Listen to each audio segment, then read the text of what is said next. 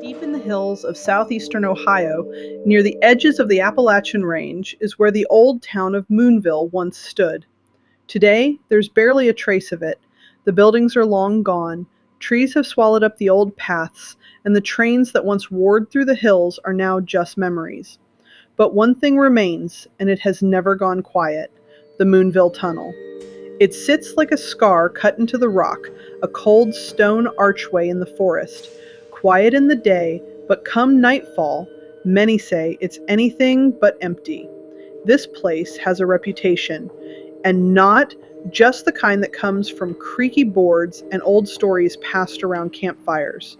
No, Moonville Tunnel's ghost stories are backed by tragedy, by names, dates, and real deaths. For years, people have reported lanterns swinging in the darkness, footsteps echoing on tracks that were ripped out decades ago, and voices calling from the tunnel long after the last train ever passed through. But to understand the ghosts of Moonville, you have to understand what this place once was. Back in the 1850s, the Marietta and Cincinnati Railroad was expanding through the dense woods of Vinton County, Ohio. To get trains through the rugged land, they carved tunnels through the hills and built trestles over creeks. Moonville was born from that effort, a tiny town set up around a coal mine with about 100 people at its peak. There was no road leading in or out. The only way to reach Moonville was by train or by foot. The town had a post office, a schoolhouse, and a cemetery. And it had one very dangerous stretch of track: the path through Moonville Tunnel. It was a narrow spot with sheer hills on either side, no shoulder to walk on. If someone was walking the tracks and a train came through, there was no escape. And that's exactly what happened, again and again. Between the 1850s and the 1920s, at least 6 people are confirmed to have died on or near the Moonville tracks. Some were hit by trains, others slipped off the trestles, some were just in the wrong place at the wrong time, and 1 or 2 may have had darker ends. One of the most well-known spirits said to haunt the tunnel is the Lantern Man. Some believe he was a brakeman, maybe drunk, maybe just exhausted, who laid down on the tracks and was killed in the night. Ever since, people have claimed to see a dim, flickering lantern moving back and forth inside the tunnel. They say it swings as if carried by an invisible hand. Sometimes it disappears halfway through the tunnel. Sometimes it moves straight toward you and vanishes. There are even accounts from the 1890s where engineers refused to pass through the tunnel at night alone. Some trains would stop before entering, and crew members would relight their lanterns for protection. They believed the ghostly brakeman didn't like to be disturbed.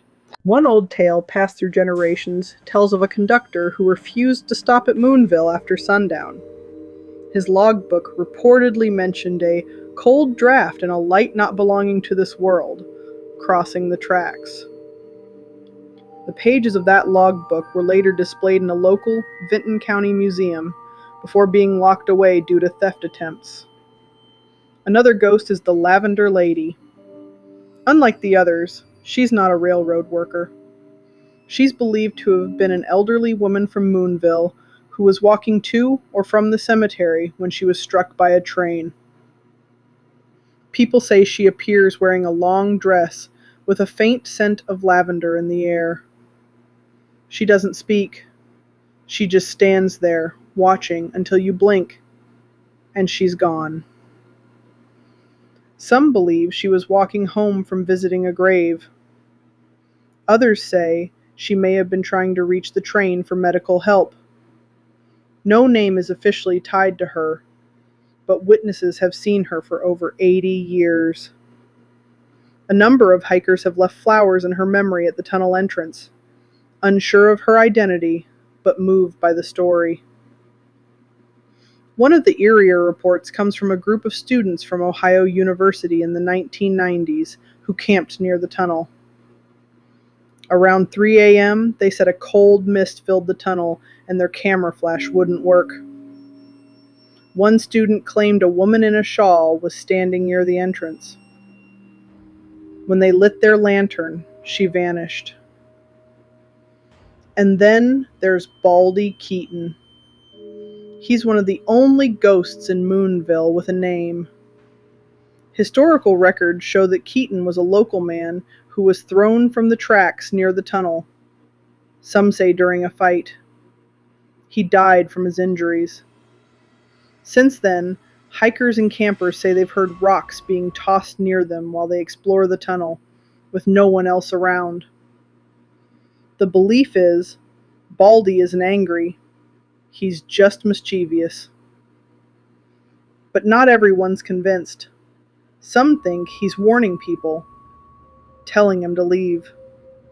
Keaton's family once lived just down the line, and some believe his spirit lingers because his body was never properly buried.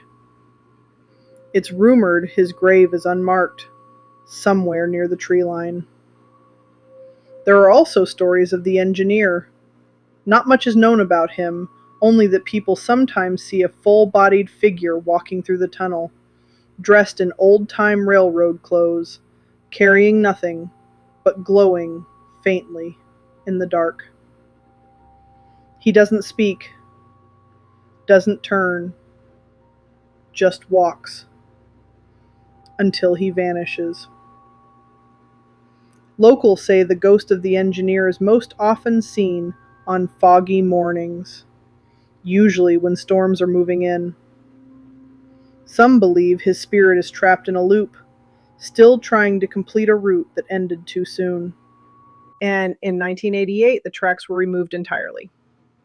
But the tunnel remained. Today, the land where Moonville stood is overgrown. The cemetery still exists, hidden among the trees. The tunnel is accessible by hiking trail, and many who visit say they feel it, the change in temperature, the sense of not being alone. Some bring lanterns of their own, some come in broad daylight, others brave it at night. In 2009, a new bridge was built to make the site more accessible. That same year, hikers began reporting new activity, footsteps that stop when you stop, the sudden smell of smoke with no fire, whispers that don't come from anyone nearby. Some say if you leave a question carved into the stone wall of the tunnel, it'll be answered in a dream that night. Others claim that electronics often malfunction at the site. Phones dying instantly, cameras refusing to focus, audio recorders playing back with static or unexplained voices. Whether or not you believe it, the stories haven't stopped. Still, no one has ever been harmed. The stories have stayed the same for generations, a sense of mystery, a pull to the past. The Moonville Tunnel is more than just a haunted spot.